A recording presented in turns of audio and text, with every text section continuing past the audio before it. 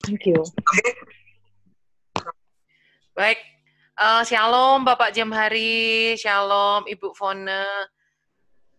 Kita bersyukur ya, hari ini saya semangat sekali mau belajar tentang doa Yabes gitu. Ya, sebelumnya kita berdoa dulu ya. Hari ini kami datang kepadamu Tuhan. Kami tahu bahwa kami membutuhkan Engkau. Di luar Engkau Tuhan kami nggak bisa berbuat apa-apa. Tapi bersamamu kami akan melakukan perkara-perkara yang besar. Bersamamu kami akan melakukan perkara-perkara yang dahsyat. Tuhan, ada banyak rupa-rupa angin pengajaran di akhir zaman ini yang membuat kami dibujuk untuk mencoret bagian-bagian dari Alkitab yang sebenarnya adalah kunci-kunci yang penting dalam kehidupan kami. Tidak ada satupun bagian dari Alkitab yang tidak penting. Semuanya penting bagi kami, Tuhan. Amin. Oleh karena itu kami berdoa supaya Tuhan memberkati pelajaran hari ini. Kami ingin hidup kami diubahkan, Tuhan. Kami ingin hidup kami mengalami transformasi, hidup kami dipulihkan. Oleh karena itu kami minta anugerah Tuhan supaya the story of Jabez prayer ini boleh menjadi bagian dalam hidup kami. Boleh kami alami dalam hidup kami. Di dalam nama Yesus kami berdoa. Haleluya. Amin. Amin. Baik. Jadi doa Yabez ini adalah sesuatu yang kontroversi ya. Terutama akhir-akhir ini karena ada pengajar, saya nggak sebut namanya, dia anti doa Yabez dan mengajarkan untuk orang-orang Kristen tidak usah doa Yabez dengan berbagai alasan gitu kan. Nanti akan saya bahas di akhir. Saya tidak setuju dengan hamba Tuhan ini ya, karena semakin kesini pengajarannya semakin melenceng gitu. Tapi sejak awal saya melihat beliau ini di live channel, saya sudah nggak sejahtera gitu, karena ya nggak tahu ya, saya melihat kok pengajarannya kok sepertinya kok dia lebih pandai dari Roh Kudus yang menulis Alkitab gitu. Roh Kudus aja sampai kalah ya kan. Dia mengajak orang-orang itu supaya tinggalkan doa Yabez gitulah. Padahal Yabez kan bagian dari Alkitab, sobek aja tuh kitab Tawarik. Nah, gara-gara itulah saya penasaran doa Yabez itu seperti apa, lalu saya teliti dan saya dapat sesuatu yang wow, luar biasa yang mau saya bagikan malam ini. Jadi memang untuk Zoom Inar JCA yang bulan lalu itu semua materi untuk penggiat anak. Tapi gara-gara waktu Zoom Inar Family ada pendeta di Manado yang bilang, Bu Grace, bikin Zoom Inarnya juga untuk pemusik gereja dong. Makanya yang bulan ini saya campur, ada judul untuk pemusik gereja, ada judul untuk penggiat anak. Nah, yang hari ini judul-judul yang penggalian Alkitab. Gitu. Untuk mengakomodir teman-teman yang kepengen menggali Alkitab lebih dalam. Karena memang saya hobinya itu meneliti Alkitab. Gitu. Nah, kok nggak ikut ya, Kak? Baik, kita akan buka PowerPoint kita di sini. Doa Yabez. Seperti ini PowerPoint kita ya. Tertangkap ya gambar saya ya? Bagus. Bagus ya? Ya. Yabez ini adalah seorang tokoh yang terkenal banget gitu ya. Apalagi di tahun-tahun terakhir ini karena ada seorang penulis buku yang menulis tentang doa Yabez. Penulis bukunya namanya Wilkinson. Mungkin kita pernah baca bukunya juga ya. Wilkinson ini menulis buku tentang doa Yabez yang sangat terkenal sekali di seluruh dunia. Gara-gara dia menulis buku ini, wow, banyak orang mengkhotbahkan doa Yabez, menyeminarkan, bikin lagunya, membedah buku-buku tentang doa Yabez, bahkan buku doa Yabez ini ada yang diperuntukkan untuk orang dewasa, ada yang diperuntukkan untuk remaja, untuk anak-anak, pokoknya dengan berbagai versi ya kan doa Yabez ini.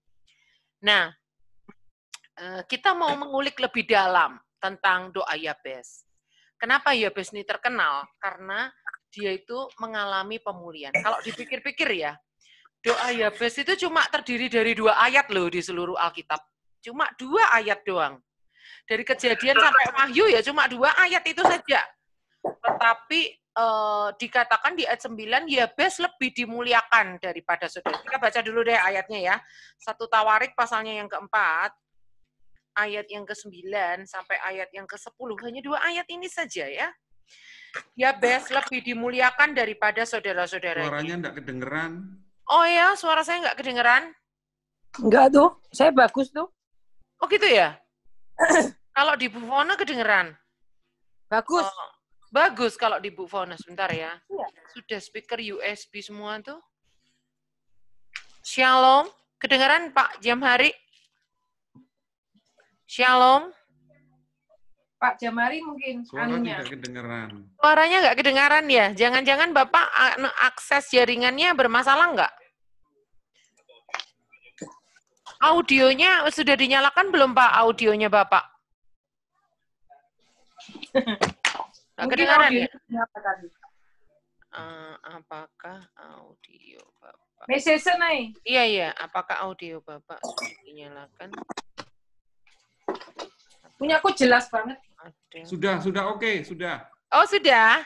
Sudah. Oh, jaringan mungkin ya, Pak? Masalah jaringan mungkin ya? Oh, gitu ya? Oh. Ya, mungkin. Oke. Nggak apa-apa, nggak Visualnya apa-apa. bagus kok. Ini ya, bagus ya? Iya. Oh ya, puji Tuhan. Nanti kalau ada gangguan lagi, lebih baik bilang nggak apa-apa, Pak, daripada miss pengajarannya nanti. Baik. Siap. Ya, Bes, itu hanya 2 ayat ini saja. Kita akan baca di 1 Korintus 4, ayat 9 sampai 10. Yabes lebih dimuliakan daripada saudara-saudaranya. Nama Yabes itu diberi ibunya kepadanya sebab katanya, aku telah melahirkan dia dengan kesakitan. Yabes berseru kepada Allah Israel katanya, kiranya engkau memberkati aku berlimpah-limpah dan memperluas daerahku. Dan kiranya tanganmu menyertai aku dan melindungi aku daripada malapetaka, sehingga kesakitan tidak menimpa aku. Dan Allah mengabulkan permintaannya itu. Jadi hanya 2 ayat, tetapi luar biasa sekali gitu. Sampai menjadi sesuatu yang fenomenal di seluruh dunia. Cuma 2 ayat, tetapi sangat banyak dibahas. Doa Yabes. Sangat banyak dibahas di mana-mana, ya kan? Nah, sekarang pertanyaannya adalah, dikatakan Yabes lebih dimuliakan daripada saudara-saudaranya. Mungkin kita sering melihat ya, kalau ada orang ngobrol ya, isi bapak itu anaknya 3 loh, yang nomor 1 jadi dokter, yang nomor 2 jadi petani misalnya, yang ketiga jadi tukang becak misalnya gitu.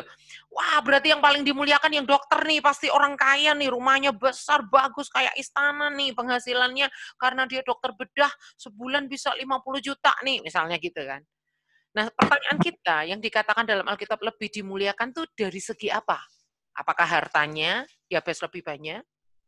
Apakah talentanya dia lebih keren? Mungkin saudara-saudaranya talentanya 1, dia 10, multi talent. Ataukah fisiknya dia yang paling ganteng? Mungkin badannya paling atletis, sementara mungkin saudara-saudaranya biasa-biasa aja, nggak ada yang ganteng, cuma dia tok yang paling ganteng. Apakah seperti itu? Jawabannya adalah bukan. Sama sekali bukan. Bukan hartanya, bukan talentanya, bukan kegantengannya. Yang dimaksud Yabes lebih dimuliakan dari saudara-saudaranya karena ada 3 kriteria. Kriteria pertama adalah dia mengalami pemulihan. Kita sering ya dengar khotbah ini ya tentang Yabes ya. Bahwa dia tadinya anak pembawa sial, ya kan, walaupun itu kata-kata ibunya bukan kata Tuhan. Tuhan tidak pernah merancang Yabes dalam kandungan ibu itu sebagai pembawa sial. Tetapi waktu dia dilahirkan dengan kesakitan, ibunya kasih nama Yabes. Sorrow, ya kan, kesulitan. Arti namanya itu anak pembawa sial ya, semacam kayak gitulah. Ya kan? Tapi kemudian dia dimuliakan. Lebih dimuliakan karena ada pemulihan. Percayalah bahwa kalau hidup kita mengalami pemulihan, wow, hidup kita lebih dimuliakan. Seperti Ayub. Ayub ketika mengalami kebangkrutan, tapi ketika di pasal terakhir hidupnya mengalami pemulihan, wow, benar-benar pemulihan hidup Ayub itu 2 kali lipat. Wow, keren banget. Nah, seperti Yabes, orang pembawa sial, menjadi seorang yang dimuliakan. Jadi, sial atau aib dalam kehidupan Yabes ini disingkirkan oleh Tuhan. Tiba-tiba saya diingatkan Tuhan terhadap tokoh-tokoh Alkitab yang lain. Yang tadinya mandul dan membawa aib, lalu Tuhan buat mereka punya anak seperti Hana, ya kan? Seperti Sarah, ya kan, seperti Ribka, ya kan, seperti tokoh-tokoh Alkitab lah yang tadinya aib yang tadinya mandul itu adalah suatu keaiban, Tuhan bisa buka rahim mereka sehingga mereka bisa punya anak. Demikian juga dengan Yabes. Kenapa dia lebih dimuliakan? Karena dia mengalami pemulihan. Yang kedua adalah karena dia menyampaikan seruannya kepada Allah. Ya, kita lihat di sini. Yabes berseru kepada Allah Israel. Nggak pernah dia menyampaikan seruannya pada mamanya. Ma, aku diganti nama dong. Masa nama kok Yabes? Nggak enak kan teman-temanku manggil sial. Hei, anak pembawa sial, sini. Hei, anak sial. Kan nggak enak banget tuh, Ma. Ganti dong namaku, Ma. Bikin jenang merah. Kata orang Jawa, kalau mau ganti nama, bikin jenang merah, ya kan. Dia nggak minta tuh diganti namanya. Dia juga nggak menyalahkan lingkungan. Ini semua gara-gara mamaku. Dari kecil aku dikasih nama sial, makanya aku sakit-sakitan. Nah, kalau orang melahirkan sakit tuh udah biasa semua mama ya gitu. Kenapa mamaku begitu? Kenapa aku dikasih nama Yabes? Dia nggak menyalahkan lingkungan. Dia nggak menyalahkan keluarganya. Dia nggak menyalahkan teman-temannya yang mengejek namanya. Mungkin loh ya, di Alkitab nggak ditulis. Ya. Atau dia menyalahkan keadaan sekitarnya, enggak. Tetapi yang dia lakukan adalah berseru kepada Allah. Berseru kepada Allah ini yang membuat Yabes lebih dimuliakan daripada saudara-saudaranya. Ini kriteria kedua. Kita akan lihat kriteria ketiga yang membuat Yabes lebih dimuliakan adalah karena Tuhan menjawab seruan doanya. Kalau dia berharap kepada mama, lalu mamanya mengganti namanya menjadi nama yang lebih bagus, enggak yang pembawa sial, dia hanya mengalami jawaban dari seorang mama. Kalau dia menyalahkan keadaan, lalu keadaan menjadi lebih baik, dia nggak sakit-sakitan lagi, nggak ditimpa kesialan, maka yang menjawab atau mengabulkan itu seolah-olah adalah keadaan, gitu, keadaan yang berubah. Tapi ketika dia berseru kepada Tuhan, yang menjawab doanya itu Tuhan sendiri yang menciptakan langit dan bumi. Wow, keren banget. Tuhan yang menjadikan alam semesta itu yang jawab doanya, nggak main-main loh. Kalau yang jawab permohonan kita cuma Pak Jokowi aja nggak ada apa-apanya dibandingkan dengan kalau yang jawab doa kita adalah pencipta alam semesta. Wow. Jadi di sini kita simpulkan bahwa nggak selamanya jalan orang yang hidupnya itu sengsara, nggak selamanya dia sampai mati itu sengsara. Ya, kita belajar dari hidup Yabes bahwa akhir hidup seseorang itu bisa saja happy ending, walaupun dia mengawali kelahirannya dengan nama yang artinya membawa sial, nama yang artinya son of sorrow, anak yang mendatangkan kesukaran, ya kan? Jadi dia mengalami pemulihan, mengalami jawaban doa, mengalami jawaban dari pribadi tertinggi Allah Israel yang sanggup mengubahkan jalan hidupnya. Maka yang perlu kita lakukan adalah seperti Yabes, kita perlu mencari wajah Tuhan. Kita perlu bersandar pada Tuhan, bukan dengan kekuatan kita sendiri. Saya baru saja menyaksikan satu video di YouTube, suami istri yang bercerai, tapi akhirnya mereka oleh mujizat Tuhan itu bisa disatukan kembali dalam pernikahan. Saya mendengar kesaksian suami istri ini, saya seperti kayak mau nangis gitu. Wow, hebat banget ya. Yang sudah porak-poranda, yang sudah hancur berkeping-keping itu Tuhan bisa satukan lagi jadi lebih indah pernikahan yang dipulihkan. Wow, saya tadi siang tuh nonton itu. Padahal saya nggak rencana nonton, cuma karena itu muncul judulnya saya tertarik. Saya mau kayak gimana sih keluarga yang dipulihkan Tuhan, bahkan sudah bercerai yang ketok palu oleh pengadilan loh, bisa satu kembali. Wow, keren banget. Nah, saudara, nggak bisa dengan kekuatan kita sendiri, harus dengan kekuatan daripada Tuhan.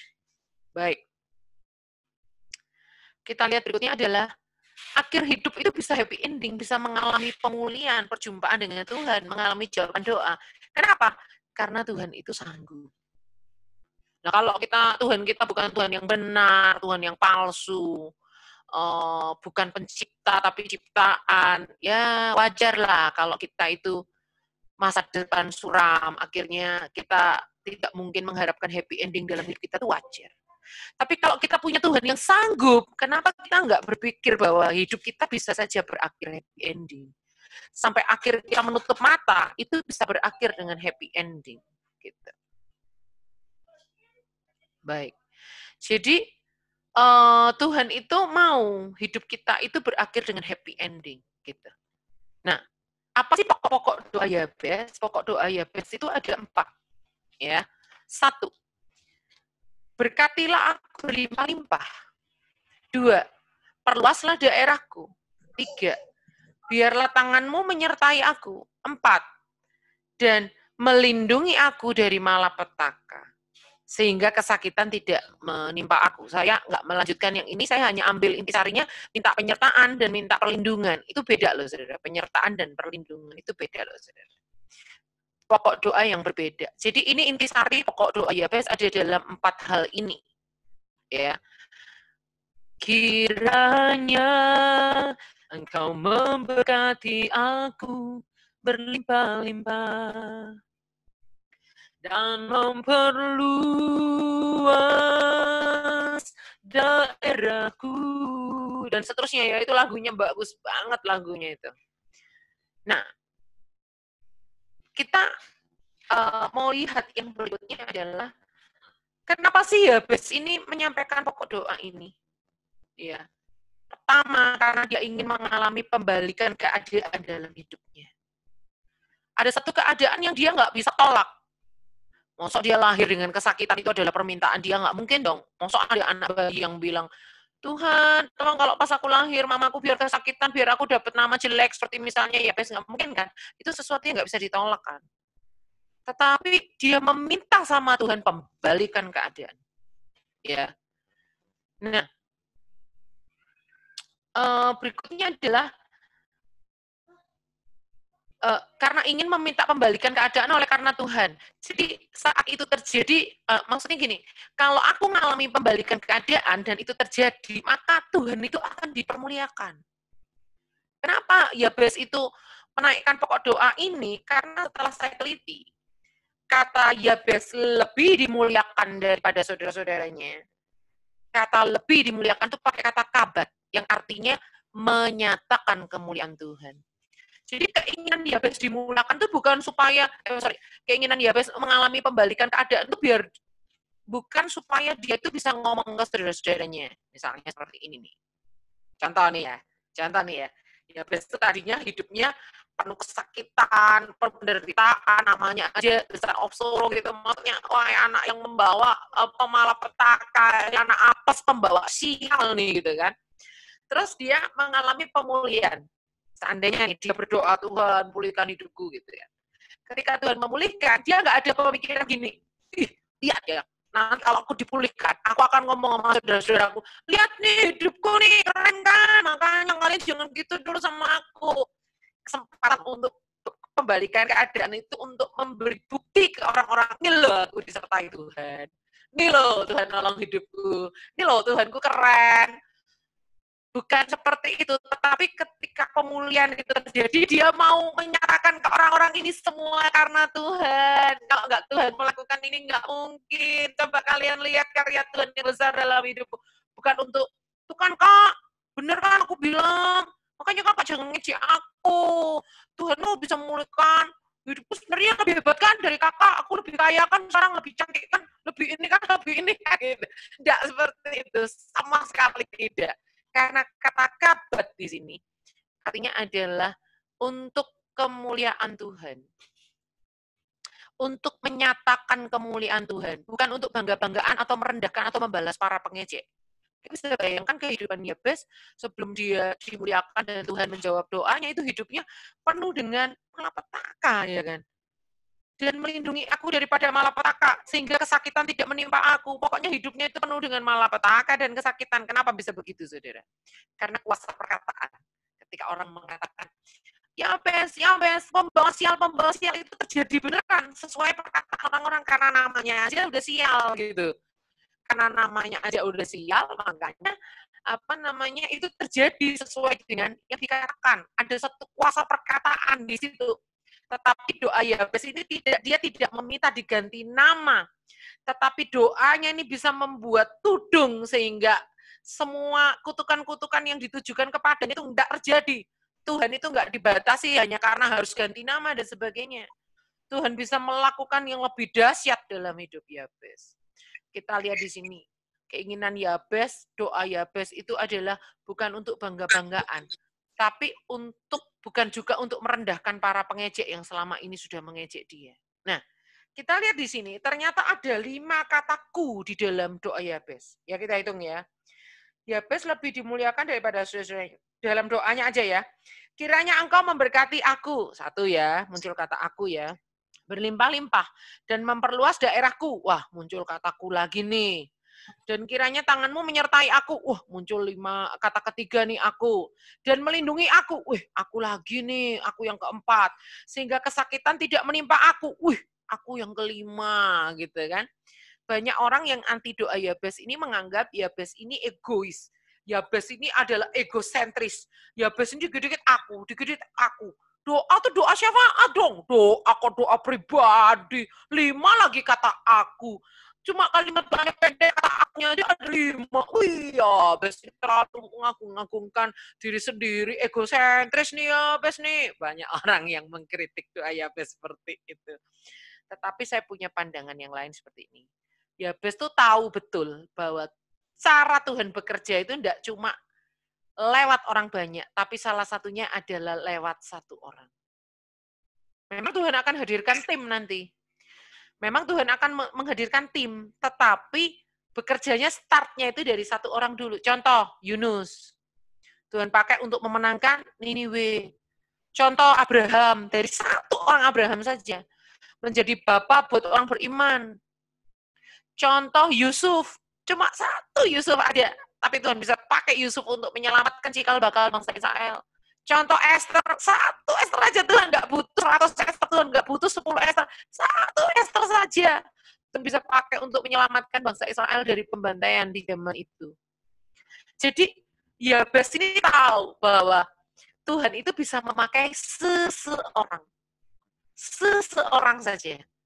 Walaupun nanti ketika Tuhan memakai itu, seseorang ini tetap harus belajar membangun tim. Esther tetap butuh doa dari seluruh orang Israel di benteng Susan. Yusuf tetap membutuhkan orang-orang yang bantu dia jagain gandum-gandum di gudang-gudang itu.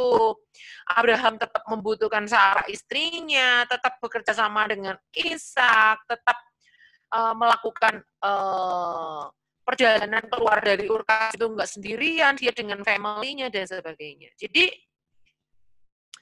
yang saya maksudkan di sini adalah walaupun Tuhan itu bekerja secara korporat untuk memakai orang-orang secara korporat, tetapi tetap start dari 1 person. Mama mau pakai baju tidur boleh kan? Oleh karena 1 person, Tuhan bisa memakai lewat 1 orang. Ya, sebentar ya, saya mute all ya. Jadi karena Tuhan itu bisa memakai lewat 1 orang, maka doa Yabes yang mengandung 5 kata aku ini jangan dihakimi. Jangan kita bilang, wih, Yabes ini gak benar, doanya ada 5 kata aku di situ. Siapa bilang ya saudara? Jadi saya yang menyukai doa Yabes ini adalah keseimbangan antara doa syafaat dengan doa pribadi. Oh, Bu Grace, yang paling penting itu doa syafaat.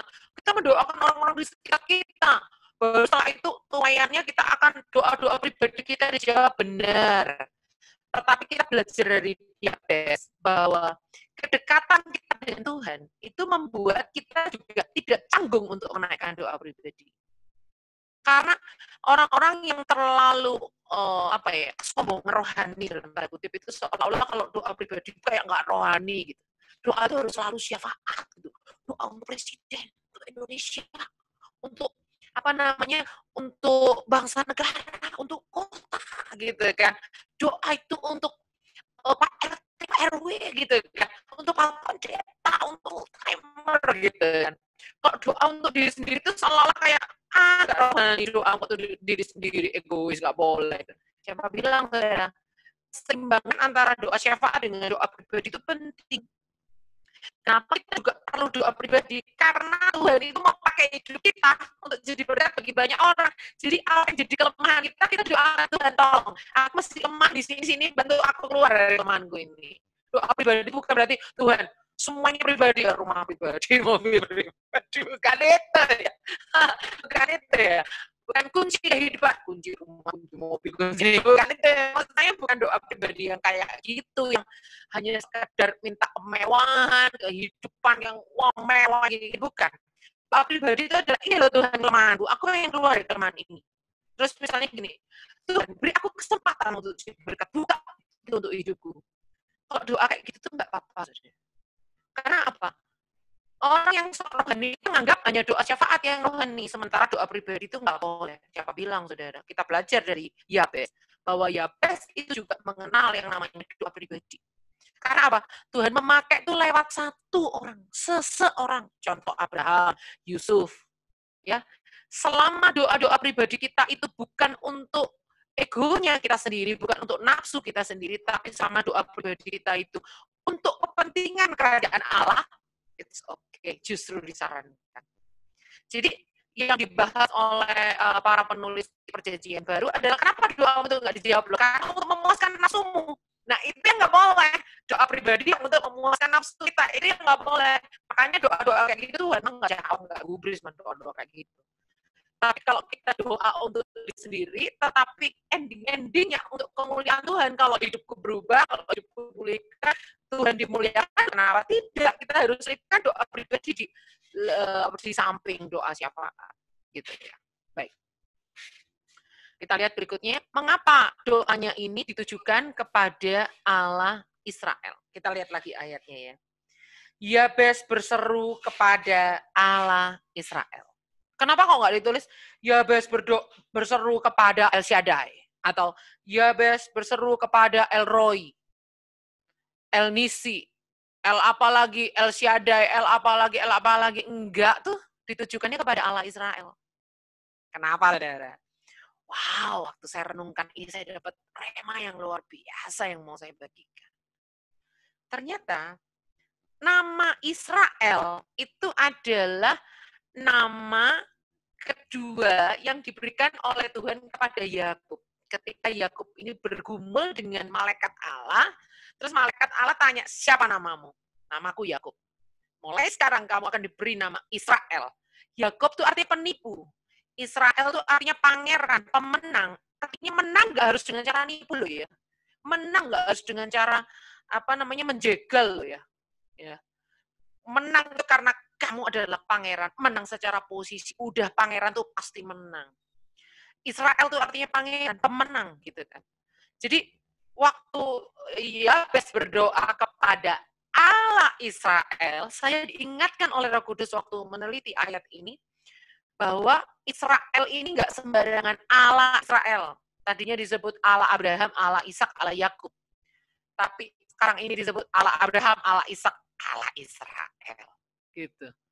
Ada perubahan dari Yakub kepada Israel. Nah, kita mau mengulik ya, ada apa sih dengan Yakub? Saya tuh curiga kalau Yabes itu ngefans sama Yakub. Kok bisa? Pertama nih, kecurigaan saya pertama adalah karena ini nih, ditujukan doanya berseru kepada Allah Israel. Kata Israel muncul di sini. Kedua, yang menjadi kecurigaan saya adalah karena 4 pokok doa Yabes ini sama persis plek dengan janji Tuhan kepada Yakub atau kepada Israel. Israel bukan bangsa ya, tapi nama kedua daripada Yakub, nama yang baru.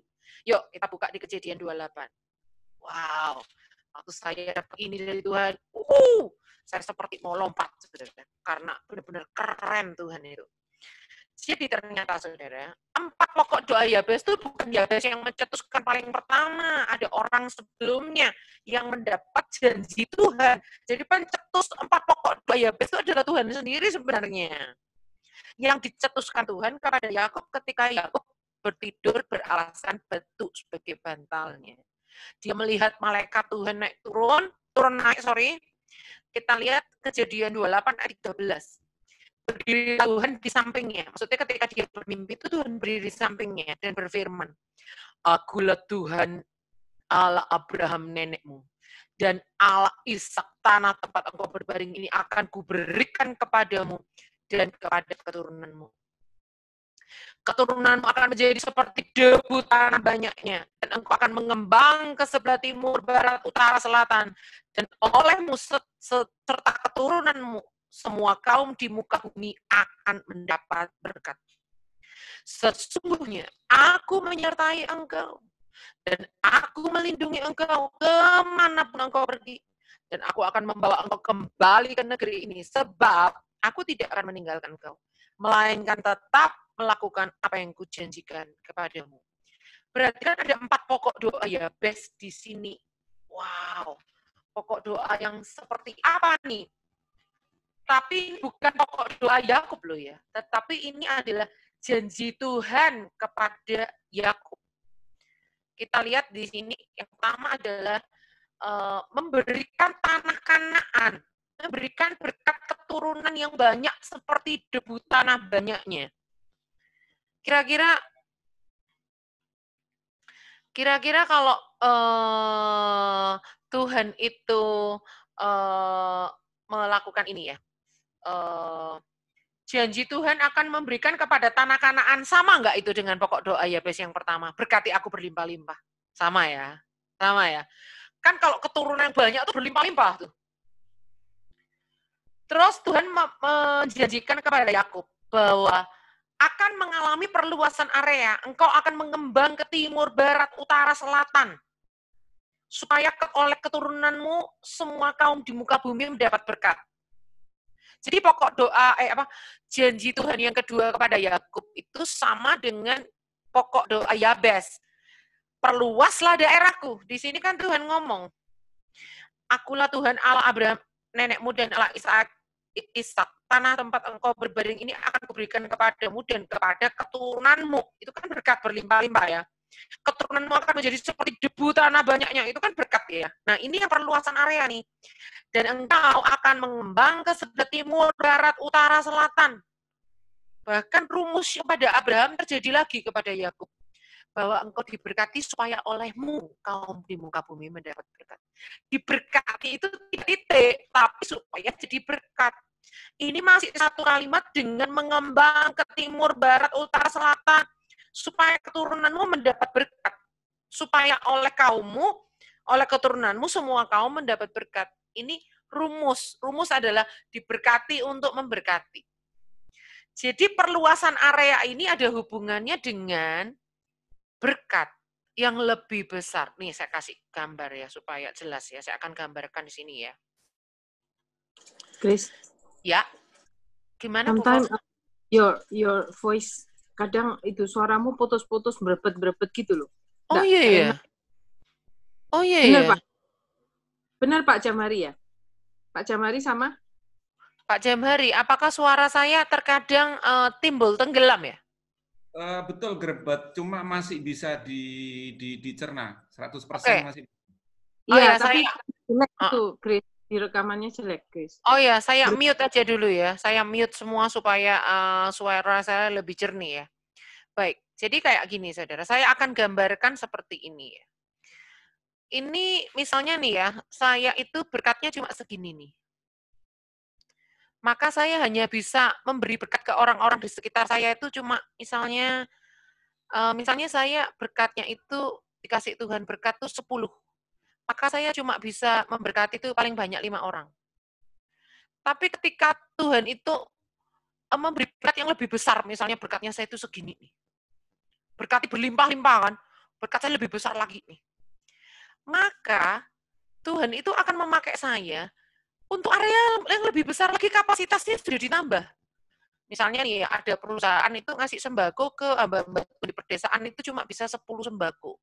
Karena misalnya keuntungan perusahaan itu satu bulannya misalnya cuma 11 juta, misalnya dengan gaji karyawannya, dengan semuanya, dia cuma bisa memberi sembako kepada 10 pendeta.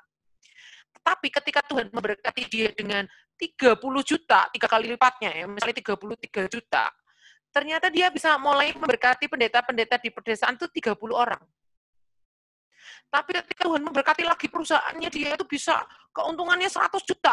Wih, dia itu bisa mungkin memberkati 100 pendeta. Dengan sembako per bulannya, misalnya satu plastik itu dengan harga misalnya 500.000.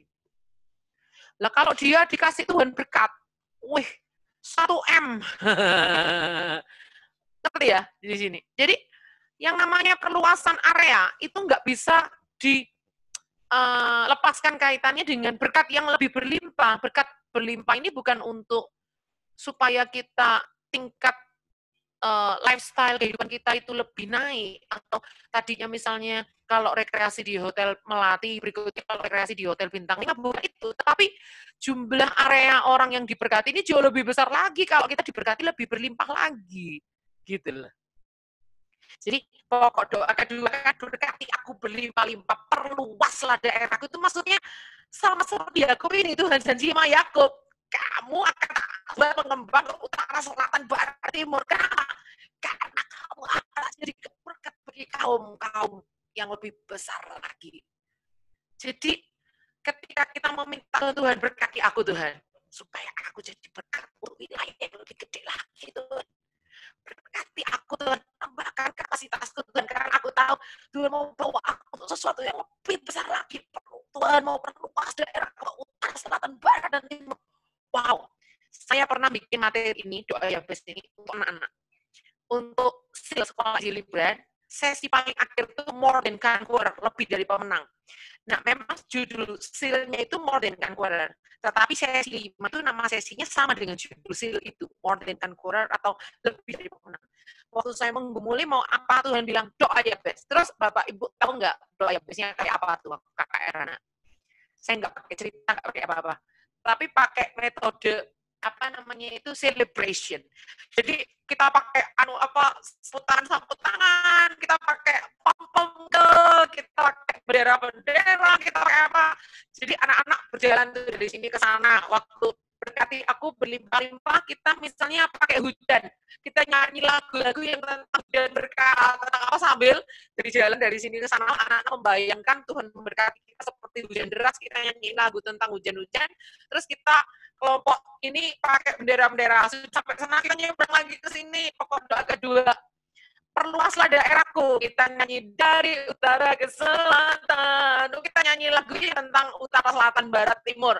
Terus misalnya ganti artinya pom-pom, kita nyanyi, tapi antara lagu pertama sampai lagu keempat dengan 4 poin ini saya padukan dengan 4 poin. Saya menjelaskan apa itu pokok doa Yabes ke anak-anak, tapi saya tidak story kayak tokohnya apa, peristiwanya apa, enggak. Tapi saya 4 pokok doa Yabes ini saya jelaskan ke anak-anak disertai celebration. Seru banget, dan itu nancep. Dan ada satu grup di situ. Guru suami guru di situ adalah seorang notaris. Dia yang membantu saya mendirikan Yayasan CCA gratis. Mestinya pada tahun 2015 keluar 7 juta, itu 0 rupiah. Dia bikinkan Yayasan CCA itu ada notarisnya gitu. Nah dia tuh waktu nemenin anak-anak di ruangan KKR, kan itu dibagi 2, kelas besar, kelas kecil. Saya yang kelas kecil, dia nemenin di kelas kecil. Itu tuh dia nancep tuh doa Yabes tuh sama dia tuh. 4 pokok doa. Terus dia itu mulai kayak bergumul sama Tuhan dalam pekerjaannya. Bener, setelah retreat itu Tuhan perluas daerah dia. Tiba-tiba dia bisa punya rumah di Surabaya. Terus dia itu orang Temanggung gitu kan. Dia bisa punya rumah di Surabaya. Pokoknya Tuhan perluas daerah, Tuhan berkati dia berlimpah-limpah lebih dari yang dia bayangkan. Karena di Surabaya rumah itu dipakai lagi untuk pelayanan, bla bla bla gitu loh. Jadi bukan untuk egoisme, salah kalau orang menangkap doa Yabes itu doa egois itu salah banget. Yang ketiga, pokok doanya di sini adalah penyertaan Tuhan. Kita lihat kan? Ayat 15, Kejadian 28 ayat 15. Sesungguhnya aku menyertai engkau. Itu kan pokok doa Yabes. Kiranya tanganmu menyertai aku. Lanjutannya. Dan aku akan melindungi engkau. Itu kan pokok doa Yabes juga, perlindungan. Jadi orang yang anti doa Yabes berarti dia menolak 4 janji Tuhan pada Yakub. Padahal kita kan keturunan Abraham secara rohani. Kita nggak akan dapat 4 berkat doa janji Tuhan loh. Jadi sebenarnya percaya, Yabes ini kemungkinan besar ngefans sama Yakub. Karena apa? Yakub kan punya pengalaman kayak dia, namanya dia itu kan artinya penipu. Itu kan nama yang nggak enak juga. Begal, sini. Tukang tipu sini kau. Kan nggak enak seumur hidup dipanggil tukang tipu, kan nggak enak kan. Siapa yang suruh aku dilahirkan dalam keadaan gini, aku juga nggak tahu, Mas juga. Bayi merah aku pegang tumit kakakku, mana aku mengerti, dia kan nggak tahu apa-apa kok dikasih nama Yakub, kan nggak benar tuh orang tuanya kan. Jadi kemungkinan Yabes ini saya prediksi dia mau fans sama Yakub karena 4 pokok doa Yabes ini diteliti di seluruh Alkitab, paling pertama rangkaiannya 4 keluar ini paling pertama di peristiwa Yakub ini. Di sebelum peristiwa Yakub ini 4 hal ini langsung gabung dalam satu rangkaian, itu nggak pernah kita temukan sebelumnya. Sebelum kejadian pasal 28 ini nggak ada. Jadi orang pertama yang mengalami janji Tuhan, 4 pokok doa ini adalah Yakub. Makanya saya curiga, jangan-jangan nih Yabes ini ngefans sama Yakub. Gitu. Sehingga 4 janji Tuhan kepada Yakub itu diadopsi oleh Yabes menjadi pokok doanya kepada Allah Israel. Makanya dia nggak sebut doa kepada Elohim, El Shaddai, Adonai, El Roy, El Nisi, enggak. Dia tujukan doanya kepada, seruan doanya kepada Allah Israel. Nah, kita lihat respon Yakub itu seperti apa sih? Kita lihat setelah Tuhan ngasih janji yang maha dahsyat tuh, 4 janji dalam hidup Yakub. Responnya Yakub seperti apa? Kita akan baca di ayat 20 sampai ayat 22. Lalu bernasarlah Yakub, jika Allah akan menyertai dan akan melindungi aku di jalan yang kutempuh ini. Jadi menyertai, melindungi pokok doa ketiga dan keempat ya. Pokok doa Yabes yang ketiga dan keempat ya. Memberikan kepadaku roti untuk dimakan dan pakaian untuk dipakai. Itu minta berkat Tuhan tapi dalam minimalis ya. Pokok doa minta berkat minimalis ya. Padahal kalau Yabes nggak mau, dia mintanya berkat berlimpah-limpah, dia maksimalis, dia nggak mau minimalis. Tapi ternyata responnya Yakub kepada Tuhan itu, dan memberikan kepadaku roti untuk dimakan. Ya ampun, minimalis banget nih doanya. Dan pakaian untuk dipakai. Wih, mosok pakaian yang melekat di badan aja. Sehingga aku selamat kembali ke rumah ayahku, maka Tuhan akan menjadi Allahku. Perhatikan saudara. Untuk Allah itu disebut Allah Abraham, prosesnya gampang. Untuk Allah itu disebut Allah Ishak, prosesnya gampang. Karena apa? Abraham dan Ishak gak keberatan. Nama mereka diembelkan dengan Allah Abraham, Allah Ishak gak keberatan. Yang bahaya ini yang Yakub nih loh. Dia nggak semudah itu mau namanya digandengkan dengan nama Allah. Maksudnya Allah Abraham, Allah Ishak, Allah Yakub. Sorry ya, aku minta bukti dulu. Nih loh, perhatikan. Jika Allah akan menyertai aku bla bla bla bla bla bla, maka Tuhan akan menjadi Allahku. Kurang ajar gak nih Yakub nih? Saya bayangkan Yakub ini orangnya kayak Thomas ya kan, kayak nggak tak cocokkan jariku ke bekas lubang paku sama ke lambungnya, aku nggak percaya kalau dia bangkit. Semua orang udah ngomong Yesus bangkit, tetap nggak percaya. Tipe-tipe orang cara belajar kinestetik, dia harus ngalami. Kalau nggak ngalami, dia nggak mau percaya. Yakub ini juga tipe orang kayak gitu. Dia udah lihat Yesus apa Tuhan ngomong sendiri di hadapannya, dia udah dapat mimpi, dia udah dapat janji-janji, yang ngomong janjinya tuh nggak lewat Tuhan sendiri loh yang ngomong. Satu-satunya tokoh Alkitab yang menurut saya agak dalam tanda kutip agak kurang ajar nih Yakub ya kan. Dan beraninya ngomong jika Allah, artinya buktiin dulu Tuhan. Tolong buktiin dulu. Kalau nggak ada buktinya, ngapain Tuhan itu menjadi Allahku? Nggak mau aku jadiin dia Allah. Buktiin dulu dong. Dan itu nanti akan dibuktikan semua janji Tuhan pada Yakub itu satu persatu. Dan dia akan bilang, supaya aku selamat kembali ke rumah ayahku, maka Tuhan akan menjadi Allahku. Nanti saya akan buktikan ayatnya.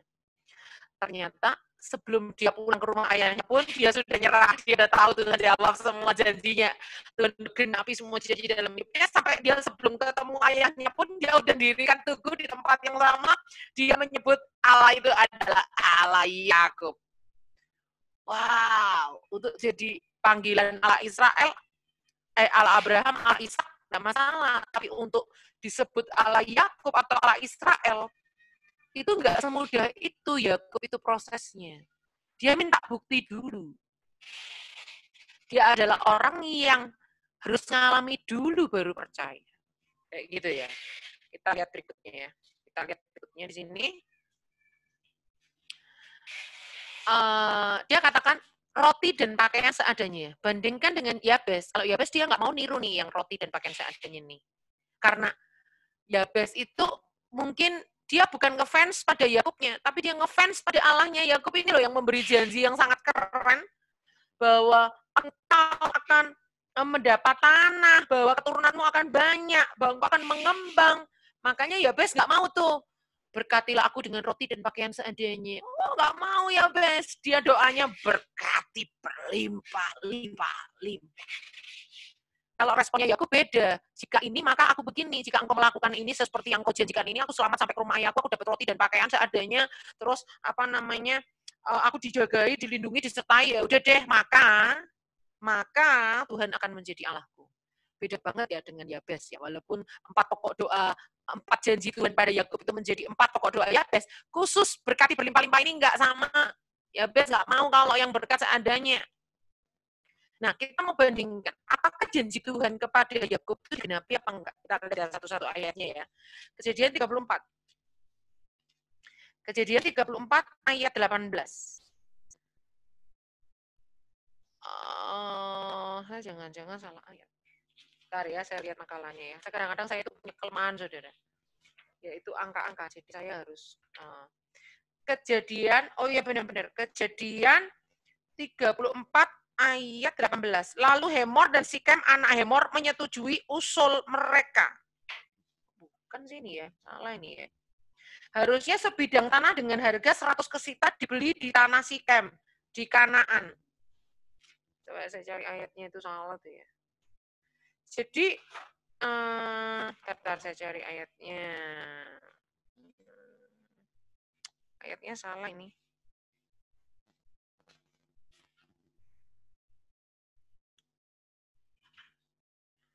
Oh iya, sorry. Kejadian 33 ayat 19. Tolong dilihat, Kejadian 33 ayat 19. Kemudian dibelinyalah dari anak-anak Hemor, Bapak Sikem, sebidang tanah tempat ia memasang kemahnya dengan harga 100 kesita. Oke, nanti saya ralat nih, makalah saya salah ayat nih. Jadi, benar nggak Tuhan bilang kamu akan dapat tanah? Benar, dia tapi bukan pemberian hibah, beli. 100 kesita itu nggak murah loh ya. Kalau orang nggak punya uang ya tetap nggak bisa beli tanah loh ya. Lalu Kejadian 32 ayat 10. Di situ dikatakan, sekali-kali aku tidak layak untuk menerima segala kasih dan kesetiaan yang kau tujukan kepada hamba-Mu ini, sebab aku membawa hanya tongkat ini waktu aku menyeberang sungai Yordan ini. Tetapi sekarang telah menjadi 2 pasukan. Benar nggak kalau Tuhan bilang keturunanmu akan banyak? Banyak loh anaknya 12. 13 loh sama Dina. Kasihan Dina jarang dihitung. Jadi saya bilang 13. Terus keturunannya begitu banyak. Kita lihat Kejadian 47. Semua digenapi Tuhan loh, janji Tuhan pada Yakub nih. Kejadian 47 ayatnya yang ke 27. Maka diamlah Israel di tanah Mesir, di tanah Goshen, dan mereka menjadi penduduk di situ. Mereka beranak cucu dan sangat bertambah banyak.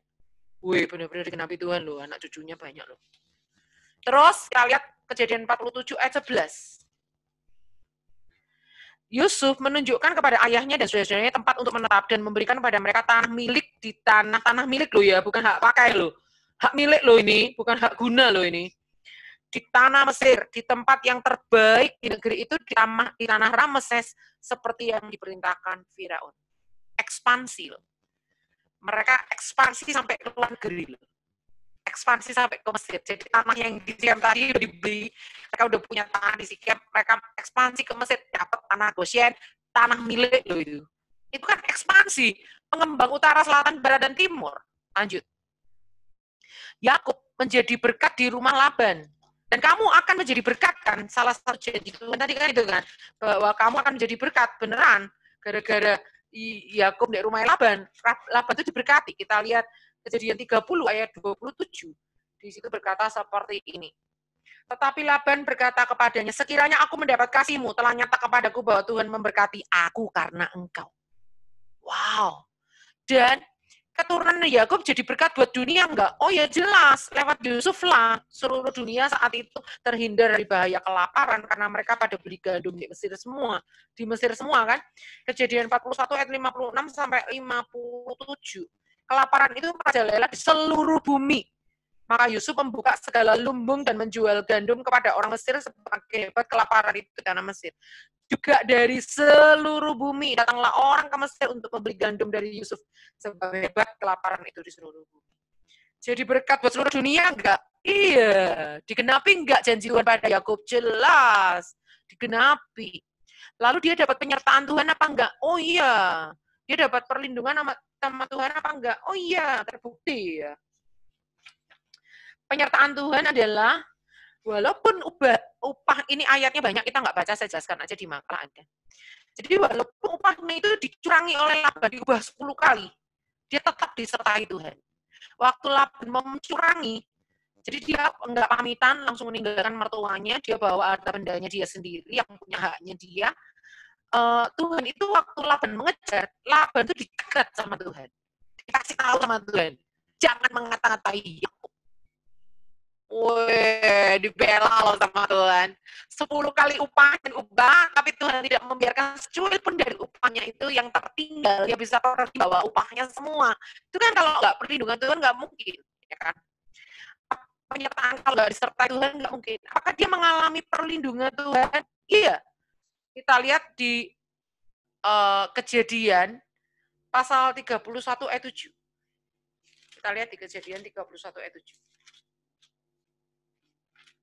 Jadi kita mau nggak mau kalau bahas doa Yabes ini akan terkait dengan janji Tuhan pada Yakub. Tetapi ayahmu telah berlaku curang kepadaku dan telah 10 kali mengubah upahku, tetapi Allah tidak membiarkan dia berbuat jahat kepadaku. Itu kan perlindungan. Kejadian 31 ayat 24. Kita lihat ayat 24. Pada waktu malam datanglah Allah dalam suatu mimpi kepada Laban orang Aram itu serta berfirman kepadanya, jagalah baik-baik supaya engkau jangan mengatai Yakub dengan sepatah kata pun. Weh, belum lagi ngejar Yakub di perjalanan dicegat sama Tuhan. Hei, jangan ngata-ngatai Yakub loh, awas loh. Sama Tuhan dilarang, gak boleh ngata-ngatai mantunya. Ya kan? Luar biasa loh. Dan sontak ketika dalam perjalanan pulang, Yakub telah sampai di Kanaan. Tapi dia kan bilang kan tadi waktu di Betel pertama dia mimpi, dia beralaskan batu, kan dia ngomong, nanti kalau aku udah selamat kembali ke rumah ayahku, baru aku akan menyebut engkau itu Allah, baru Allah itu akan menjadi Allahnya Yakub. Tetapi pada kenyataannya, belum sampai dia ketemu papanya, dia sudah nyerah karena Tuhan itu sudah menunjukkan kemurahannya, penyertaannya, perlindungannya, berkatnya yang berlimpah. Dia berangkat cuma 1 tongkat, dia pulang dengan 2 pasukan, dia berangkat sendirian, dia pulang dengan anak yang begitu banyak. Dia berangkat, dia minta doa cuma roti sama sehelai baju, tapi ternyata dalam kenyataannya tidak cuma roti sama sehelai baju, tak lah. Dalam kenyataannya itu, wow, dia itu membawa banyak domba, kambing, sudah dibagi sama Esau aja, berkatnya jatahnya dia masih banyak sekali, ya kan. Nah, kita lihat Kejadian 33. Apa? Oh, iya. Kita lihat Kejadian 33 ayat 20. Nanti kalau suara saya nggak masuk atau ada trouble, boleh bicarakan. Boleh kasih tahu ya. Ia mendirikan mezbah, Kejadian 33 ayat 20. Ia mendirikan mezbah di situ dan dinamainya itu Allah Israel, ialah Allah. Baru dia mau disebut Allah Abraham, Allah Ishak, Allah Israel. Allah Israel ialah Allah. Maksudnya Allahku itu Allah. Yeay, gitu loh saudara. Baru dia ngakuin, baru dia mau namanya Israel tuh diembel-embelin ke nama Allah. Weh, tadinya dia tunggu Tuhan, jangan keburu-buru dalam tanda kutip ya. Tak buktikan dulu, bener nggak janji-janjimu ini digenapi dalam hidupku? Enggak. Kalau memang digenapi ya barulah boleh disebut Allah Abraham, Allah Ishak, Allah Yakub atau Allah Israel. Kalau enggak, sorry to say Tuhan gitu. Seolah-olah dia minta jika, maka, ya ampun, ngasih Tuhan syarat, ya kan. Tapi dia bertekuk lutut di hadapan Tuhan. Dia belum sampai ketemu ayahnya, dia sudah dirikan mezbah di situ, dan dia mengatakan, Allah Israel ialah Allah. Wow. Baru setelah itu dia ketemu papanya sudah berumur berapa? 180 tahun. Ya, papanya berumur berapa? 180 tahun. Jadi pokok doa ini digenapi Tuhan sampai dia selamat kembali ke rumah ayahnya. Digenapi Tuhan nggak dia selamat kembali ke rumah ayahnya? Iya, bahkan ayahnya aja sampai umur 180 tahun dipertahankan sama Tuhan. Harus sampai ketemu lagi sama Yakub pulang ke rumah, baru Tuhan akan panggil ayahnya pulang ke surga. Nah, kesimpulan kita adalah seperti ini, saudara. kesimpulan kita adalah seperti ini. Selamat sampai di rumah ayahnya, bahkan sampai ayahnya umur 180 tahun. Kesimpulannya, jangan minta berkat sama Tuhan tuh seadanya, sepotong roti dan sejumput baju. Jangan menghina Tuhan dengan doa yang limit edition, dengan doa yang minimalis. Jangan menghina Tuhan. Tuhan tuh sanggup melakukan perkara-perkara yang besar. Contohnya seperti ini, saudara. Soekarno tuh bilang, gantungkan cita-citamu setinggi langit. Kalaupun jalan nggak nyampe, nyantolnya di awan gitu loh, saudara. Kalau kita minta murid sekolah minggu 2.000, ya, nggak nyampe, nyantol-nyantolnya 1.500 gitu loh, saudara. Tapi kalau kita minta sama Tuhan murid sekolah minggu 20, kalau nggak nyampe nyantol-nyantolnya ya cuma 10. Lah karena kita sudah membatasi yang cuma 20 itu tadi. Jadi kita kalau mau doa itu sekalian yang spektakuler, karena Tuhan kita tuh Tuhan yang spektakuler. Jadi berdoa kayak Yabes dulu, berkati aku berlimpah-limpah karena Tuhan tuh sanggup gitu loh. Tuhan, aku minta pemulihan yang besar-besaran, aku minta pembalikan keadaan, Tuhan tuh sanggup. Jadi nggak usah menghina Tuhan dengan doa yang minimalis gitu. Karena apa? Karena waktu kita meminta berkat yang berlimpah-limpah yang nggak seadanya, Tuhan itu juga mau menjadikan kita saluran berkat yang berlimpah-limpah, yang luar biasa, gitu loh. Nah, kalau kita cuma sejumput roti dan selembar baju saja, nggak mungkin Yakub itu bisa membiayai keluarga besarnya hanya dengan sepotong roti dan sebuah baju, kan? Tapi karena Tuhan menjanjikan berkat yang berlimpah-limpah, Tuhan udah tahu kamu nanti itu mau jadi keluarga besar. Nggak mungkin kamu cukup hanya dengan selembar roti dan sebuah baju. Nggak mungkin, gitu kan. Jadi jangan menghina Tuhan. Kalau doa itu sekalian yang spektakuler sekalian, gitu loh. Karena Allah kita yang menciptakan langit dan bumi. Gitu. Jadi ada cerita tuh seperti ini. Ada cerita seperti ini. Bu Fona kayaknya ngasih cerita ke saya lupa. Ada seorang itu juragan beras gitu. Dia punya beras tuh berkarung-karung gitu kan. Karena dia usahanya beras tuh dimasukkan truk, dijual kemana-mana. Ada orang miskin tuh minta 1 kilo aja. Dia nggak ngasihnya 1 kilo, tau nggak? Ngasihnya 1 karung. Ada orang nanya, loh Pak, itu kan cuma minta 1 kilo, kenapa dikasih 1 karung? Jawabannya apa? Saya punya kemampuan saya enggak ngasih 1 kilo. Kemampuan saya ngasihnya 1 karung. Makanya saudara, malu loh kalau sama Tuhan. Kalau meminta kok minimalis banget. Minta tuh sekalian yang spektakuler, saudara. Saya itu dibentuk di keluarga saya tuh anti hutang. Jadi mama saya itu anti sekali dengan hutang, sampai nggak mau ikut arisan, sampai nggak mau yang namanya arisan-arisan tuh mama saya nggak mau. Jadi mungkin pernah ada trauma di masa kecilnya, di mana kakek saya dulu itu pernah jatuh dalam perjudian sebelum bertobat. Sehingga mama saya itu, kita main kartu aja nggak boleh, khawatir kalau pakai uang, khawatir kalau anak-anaknya judi atau apa. Trauma sekali mama saya. Sehingga saya itu dipompa dengan iman, apa-apa beriman. Nah, saudara, saya itu nggak mau kredit, saudara. Nggak mau. Jadi saya itu imannya itu iman beli tunai, gitu. Jadi saya butuh laptop, Tuhan, aku minta nih. Waktu itu laptop saya pertama sekitar harga 4 juta tahun berapa, 20-an tahun yang lalu, saudara. Tuhan, aku minta 4 juta, aku nggak mau kredit, aku minta laptop tunai. Saya main ke mall, saya lihat laptop tuh. Saya lihat laptop yang saya mau, yang saya share ini, tipe ini, harga segini. Saya berdoa, benar saudara, dapatnya tunai. Gitu. Terus laptop saya rusak, saya butuh laptop baru. Aku bilang, Tuhan, aku minta tunai, Tuhan. Laptop baru, Tuhan. Karena untuk pelayanan loh ini, Tuhan. Benar, saudara. Tiba-tiba ada orang, Bu Grace, saya digerakkan Tuhan. Bu Grace, perlunya apa nih? Laptop saya rusak, Bu. Ya udah, berapa? Sekian. Saya butuh LCD, Bu, kalau pelayanan ke desa-desa. Ya udah, berapa? Butuhnya sekian. Langsung ditransfer. Dan ini saya tambahi 2 juta untuk Bu Grace pribadi. Untuk apa nih, Bu? Ya terserah Ibu. Padahal saya paginya itu baru jahit, celana panjang saya itu banyak yang sobek, saya jahit manual pakai tangan. Saya bilang gini, Tuhan, aku mau ke Papua, masuk celana panjangku sobek-sobek kayak gini, Tuhan. Masuk aku kemana-mana pakai rok, ya nggak nyaman lah, Tuhan. Di perjalanan, di pesawat pakai rok nggak nyaman, Tuhan. Aku butuh uang, Tuhan, untuk beli baju. Sorenya langsung orang bilang gini, Bu Grace ini ada 2 juta. Saya selalu kalau ada orang nabur saya tanya, ini untuk pribadi apa untuk yayasan? Jangan sampai saya salah ya kan. Nanti orang untuk yayasan saya pakai pribadi, nggak bener kan. Untuk Bu Grace pribadi, tak belikan baju boleh nggak Bu? Boleh, silakan Ibu. Ibu butuh apa silakan. 2 juta saya potong perpuluhan 200, sisanya 1,8 saya borong baju-baju untuk ke Papua. Jadi di Papua gaya sekali. Ganti sesi itu ganti baju, ganti sesi ganti baju. Setiap ganti sesi saya kembali ke kamar hotel karena antara hall-nya sama hotelnya jadi satu.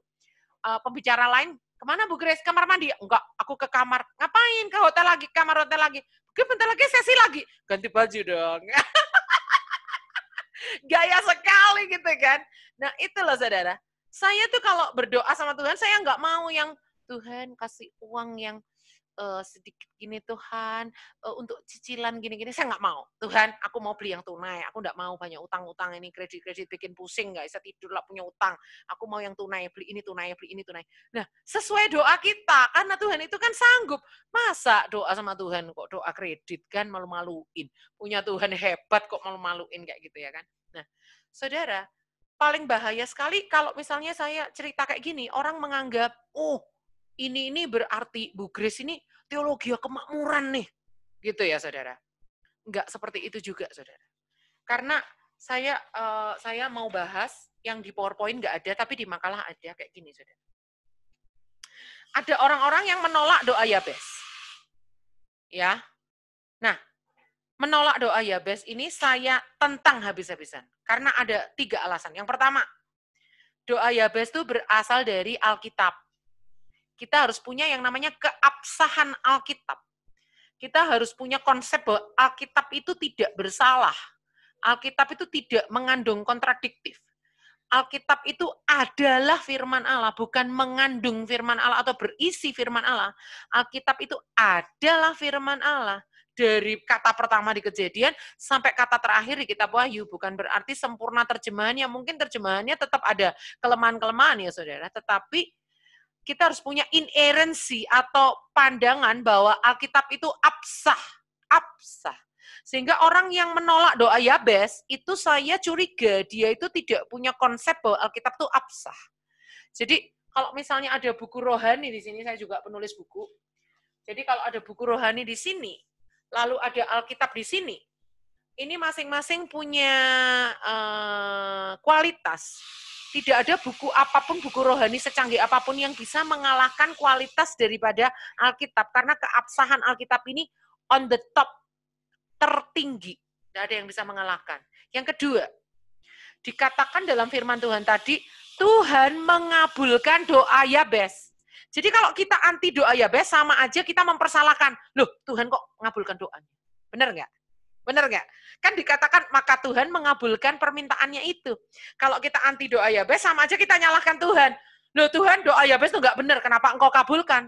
Nah, tuh. Bahaya loh kalau anti doa Yabes, sama aja kita menantang Tuhan loh yang menjawab doanya.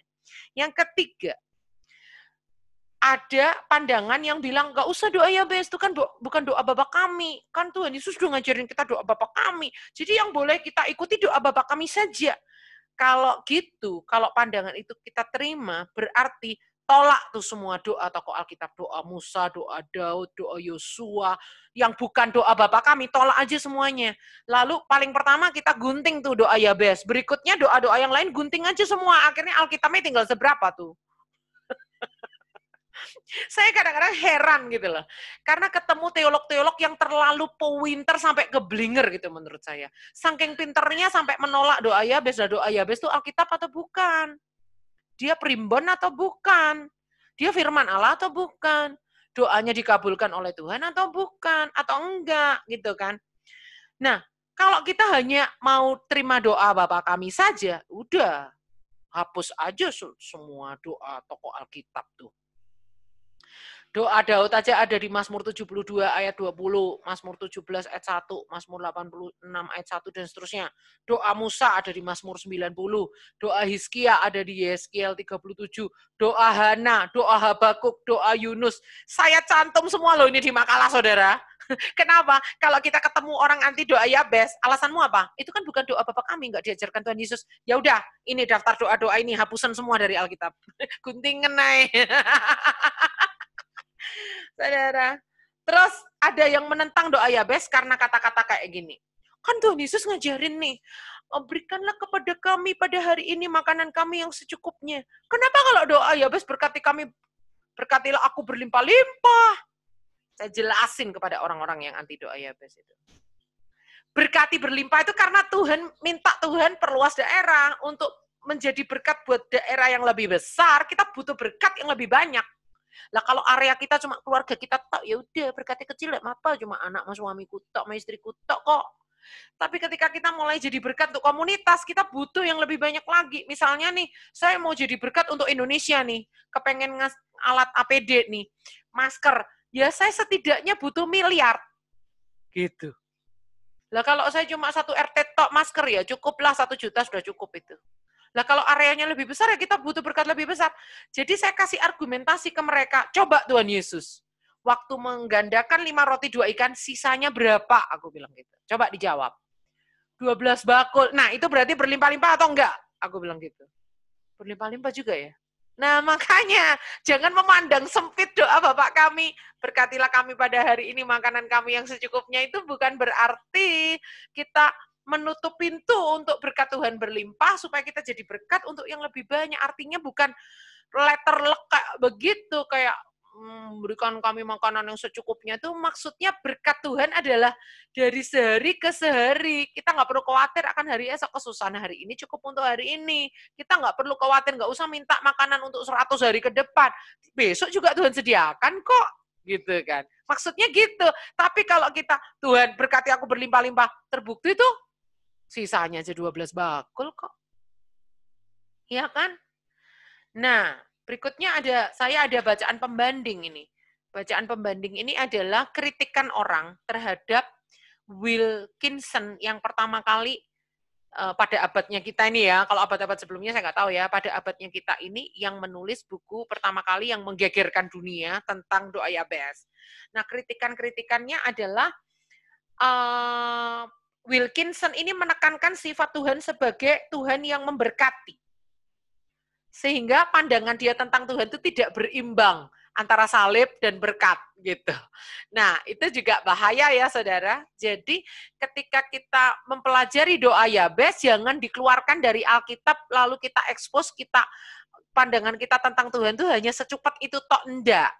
Artinya waktu Rasul Paulus bilang kalau aku ikut menderita bersama dengan Kristus, itulah upahku. Kalau aku bisa ikut menderita bersama dengan dia. Nah, waktu saya menulis buku ini, saya melibatkan seorang editor, dia seorang S3 di teologi ya, Bapak Daniel namanya. Dia pada saat saya sekalian suruh dia kasih endorsement atau komentar tentang buku ini, komentarnya dia adalah seperti ini, sebagai seorang editor nih, mengomentari buku yang diedit sendiri, buku saya, dia ngomong gini. Wah, saya kagum sekali dengan perjalanan hidupnya Bu Grace ketika anaknya ini meninggal. Ternyata yang namanya iman, berkat, dan semuanya itu tidak sesuatu yang seperti didengung-dengungkan oleh gereja-gereja yang beraliran tanpa sadar mereka terjebak di dalam teologi kemakmuran. Karena Bu Grace ini menunjukkan bahwa penyertaan Tuhan ketika dia berada di lembah kekelaman, dia mengalami penghiburan Tuhan yang luar biasa ketika dia mengalami penderitaan.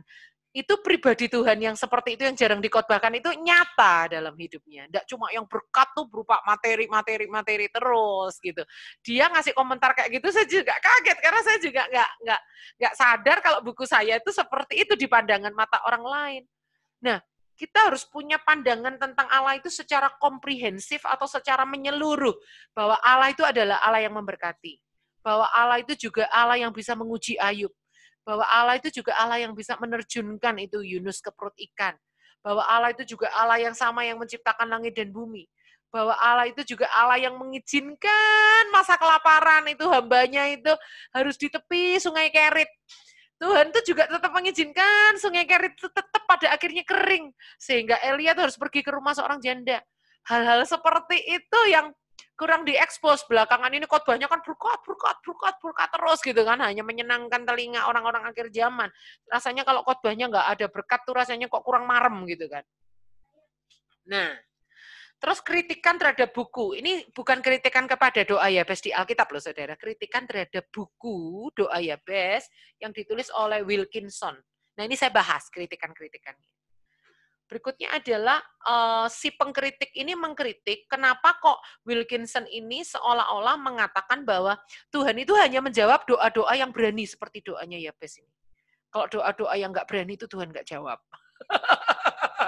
Saya juga setuju sama kritikus ini kalau terhadap buku itu loh ya, bukan terhadap doa Yabes yang di Alkitab. Berikutnya dia mengkritik antara Yabes itu menggabungkan antara teologi Allah dengan teologi tentang berkat dicampur aduk sehingga seolah-olah Allah itu nggak ada dalam bagian salib, hanya berkat saja gitu kan. Lalu dia mengkritik bahwa ada yang namanya orang-orang favorit di hadapan Tuhan, ya. Ada orang-orang favorit sehingga dia mengkritik penulis ini karena penulis ini mengedepankan Yabes itu sebagai the favor of God gitu ya. Nah, saya tidak setuju dengan yang kritikan itu. Karena ada nggak sih orang-orang favoritnya Tuhan? Ada. Kita buka ya, Amsal pasal 3. Jadi istilah the favor of God sama the favor of man itu ada sebenarnya. Amsal pasal 3 ya, kita lihat ya. Janganlah kiranya kasih dan setia, ayat 3, Amsal pasal 3 ayat 3. Janganlah kiranya kasih dan setia meninggalkan engkau. Kalungkanlah itu pada lehermu, tuliskanlah itu pada loh hatimu. Maka engkau akan mendapat kasih dan penghargaan dalam pandangan Allah serta manusia. Ini ayat ini yang menjadi tema yang diangkat oleh pendeta-pendeta yang mengkhotbahkan the favor of God, the favor of man itu maksudnya orang-orang yang jadi favoritnya Tuhan, orang-orang yang jadi favoritnya manusia. Apakah ada di Alkitab? Ada. Samuel makin bertambah besar, makin dikasihi Allah dan manusia. Yesus makin bertambah besar, makin dikasihi Allah dan manusia. Yohanes Pembaptis dinubuatkan, dia akan makin bertambah besar, makin dikasihi Allah dan manusia. 3 tokoh ini yang dicatat dalam Alkitab. Yesus, Samuel, dan Yohanes Pembaptis. Makin besar, makin dikasih Allah manusia itu artinya menjadi the favor of God, menjadi the favor of man. Dari mana buktinya? Ada nggak sih Bu Grace? Buktinya ada. Kita lihat di kitab Lukas. Coba kita lihat di kitab Lukas. Yesus pada saat berumur 12 tahun di Bait Allah. Ya kan? Di situ dikatakan gini. Karena mereka menyangka bahwa ia ada di antara orang-orang seperjalanan mereka. Bayangkan, anak umur 12 tahun menghilang, orang tuanya nggak tahu dia di mana berada. Orang tuanya menyangka Yesus ada di teman-teman orang-orang seperjalanan. Itu berarti Yesus itu diterima oleh orang banyak di setengah perjalanan. Contoh nih, saya misalnya membayangkan saya jadi Maria, suami saya jadi Yusuf, terus anak saya itu jadi Yesus. Saya membayangkan kita pergi rame-rame. Terus sekali-sekali kalau saya nggak lihat Dito itu di mana, saya berpikir, oh paling dia ada di antara mereka. Karena apa? Yesus tuh supel. Yesus itu pandai bergaul. Jadi makanya Maria dan Yusuf tenang-tenang, dipikir, pasti dia sama orang-orang itu. Itu artinya Yesus diterima oleh lingkungannya. Dikatakan, karena mereka tidak menemukan dia, kembalilah mereka ke Yerusalem sambil terus mencari dia. Sesudah 3 hari mereka menemukan dia di dalam bait Allah. Artinya, kalau Maria dan Yusuf itu asumsinya Yesus berada di tengah-tengah orang seperjalanan mereka dan mencari dia di antara kaum keluarganya, artinya Yesus itu terkenal di antara sepupu-sepupunya, di antara om tantenya yang sama-sama pergi ke Yerusalem itu, mereka semua menganukan Yesus gitu loh, ngerti nggak? Maksudnya mereka itu kenal Yesus, jadi waktu mereka nanya, kalian lihat Yesus ya?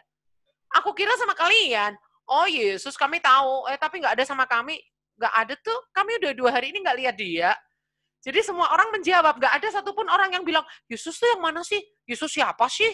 Padahal anak umur 12 tahun loh bisa terkenal. Saya bukan membicarakan famous betapa terkenalnya Yesus, tetapi Yesus diasumsikan ada di tengah-tengah orang seperjalanan, diasumsikan ada di antara kaum keluarga, itu artinya Maria dan Yusuf tahu betul bahwa Yesus itu adalah the favor of man. Orang yang dikasihi manusia. Artinya di mana-mana pun orang-orang itu kenal dia. Gerapiak lah kalau orang Jawa bilang. Pandai bergaul lah. Jadi orang yang dikasihi Allah dan manusia bukan selalu orang yang intim kayak saya ini, banyak temannya, hahaha, nggak takut kenalan sama orang baru, bukan masalah itu. Tetapi seperti Yusuf, dimanapun dia disayangi. Seperti Esther, dimanapun dia disayangi, itu yang namanya the favor of man. Dimanapun dia berada, itu disayangi orang-orang sekitarnya. Ditambah Amsal pasal 3 tadi, the favor of God, disayangi. Jadi saya tidak setuju sama kritikus ini yang mengatakan bahwa si penulis buku ini mengedepankan Yabes sebagai the favor of God. Saya tetap percaya yang namanya the favor of God itu ada. Jadi ada dikatakan, tetapi Tuhan tidak mengenal dia. Siapakah kamu pembuat kejahatan, aku tidak kenal kamu. Emangnya Tuhan tuh lupa nama kita lahir di mana, jam berapa lahirnya, orang tua kita, dari keluarga mana. Nggak mungkin Tuhan lupa dong, dia pasti ingat semua manusia. Tapi kalau Tuhan bilang, aku tidak mengenal kamu, artinya kamu tuh nggak ada hubungan sama aku, kamu pembuat kejahatan, kamu anak iblis, gitu kan. Jadi artinya ada loh orang-orang favoritnya Tuhan. Karena ada orang-orang yang Tuhan bilang, aku nggak kenal. Gitu. Baik, lalu pengkritik bukunya Wilkinson ini menganggap bahwa Wilkinson itu secara implisit menyatakan bahwa orang yang tidak berdoa seperti Yabes itu berdosa. Lah itu kalau saya setuju, jangan kayak gitulah. Setiap orang kan punya doa yang unik di depan Tuhan, ya kan? Nah, terus ini doa Yabes dijadikan seperti mantra yang dapat mengubah hidup seseorang yang mengucapkan doa itu. Nah, ini saya setuju bahwa doa Yabes jangan dijadikan mantra. Mantra itu artinya gini loh, kalau hari ini enggak doa Yabes lupa, wah kayaknya ada sesuatu yang kurang. Terus bangun pagi harus langsung doa Yabes, nanti mau tidur harus doa Yabes lagi gini-gini. Seolah-olah doa Yabes itu kalau diucapkan, wah hidup kita akan luar biasa, bla bla bla bla gini. Bukan itu, saudara. Doa Yabes itu prinsipnya yang kita ambil. Berkati aku berlimpah-limpah itu prinsipnya. Perluaslah daerahku itu prinsipnya. Kita siap jadi berkat. Terus perlindungan Tuhan, penyertaan Tuhan. Kita bergantung sama Tuhan sepenuhnya. Jangan ngandalin diri sendiri. Minta perlindungan Tuhan itu artinya apa yang kita lakukan itu minta Tuhan jaga, Tuhan cover gitu loh. Saudara. Sama seperti doa Bapa kami itu juga bukan mantra, seolah-olah setiap hari harus doa Bapa kami, kalau enggak doa Bapa kami itu berarti kita berdosa, itu gini, bukan saudara. Doa Bapa kami itu prinsipnya, Bapa kami yang di surga dimuliakan namamu, itu kita ngagungkan Tuhan. Datanglah kerajaanmu, kita minta biar kehendak Tuhan yang turun dalam hidup kita. Jadi doanya enggak harus kata-katanya persis kayak gitu, saudara. Prinsipnya yang kita ambil. Nah, saya setuju kalau ada kritikan terhadap bukunya Wilkinson ini yang mendorong seolah-olah akhirnya orang yang mengatakan doa Yabes itu menjadi seperti mantra, itu juga menjadi suatu perhatian, jangan sampai itu terjadi dalam hidup kita, seolah-olah jadi mantra gitu loh saudara. Mantra itu artinya kita lebih memberhalakan doa itu sendiri lebih dibandingkan kepada Allah yang kemana Yabes itu berdoa, ngerti ya? Jadi itu kan cuma doanya Yabes. Doa itu sendiri bukan Allah. Seolah-olah kalau kita nggak menyebutkan doa itu, kita jadi hari itu kita jadi sial, bla bla bla. Nah itu sudah salah. Artinya memberhalakan isi doa Yabes itu salah. Nggak boleh. Tapi saya tidak anti doa Yabes. Tapi orang yang anti doa Yabes itu sampai kalau itu dinyanyikan WL, kalau sampai itu dikhotbahkan, mereka keluar loh dari gereja. Ngobrol di halaman gereja. Ini saya nggak ngarang, beneran terjadi di Lawang. Ngobrol di halaman gereja, di motor-motor tuh suaranya sengaja bikin ganggu ibadah yang di dalam. Begitu WL-nya, kiranya, nah orang-orang yang anti doa Yabes langsung pada keluar. Dalam hati saya, salah juga kalau kayak gitu mah ekstrim. Saya nggak anti doa Yabes, malah saya resapi setiap kata-katanya. Tetapi saya tidak menjadikan mantra, seolah-olah tiap hari harus doa itu, enggak juga. Prinsipnya aja saya ambil Tuhan. Jadikan aku berkat buat lebih banyak orang, tambahin kapasitasku Tuhan. Nah, suatu saat waktu saya bangun tidur itu, tiba-tiba itu Tuhan kasih tahu gini, aku mau jadikan kamu ahli IT. Ahli IT yang benar aja Tuhan. Aku kan ada sekolah IT Tuhan. Tapi sejak Tuhan ngomong itu saya aminkan, amin Tuhan. Karena untuk dunia virtual ini kan kita harus paham ya Zoom itu gimana-gimana. Karena saya itu katrok banget gitu loh. Nggak terlalu paham teknologi kayak gini. Akhirnya saya belajar. Anehnya, dulu tuh kalau saya belajar YouTuber caranya ngajarin gini-gini tuh saya, apa sih ini nggak terlalu suka gitu loh. Ya udahlah saya segini aja udah cukup lah buat saya.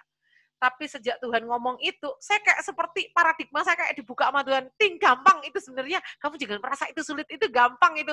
Bisa itu, coba kamu praktekin. Bener. Saya bikin kuisis bisa, diajari Pak Pendeta Nathan bikin kuisis, saya bisa. Terus saya live streamingnya Zoom saya masukkan di Facebook bisa gitu kan. Terus kemarin live streaming yang di YouTube agak trouble. Untung kita berdoa, jadi pada akhirnya tetap bisa mengudara.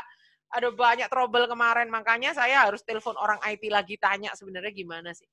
Jadi Tuhan beri aku hikmat untuk teknologi ini karena Tuhan mau pakai lebih dahsyat lagi. Enggak apa-apa doa kayak gitu.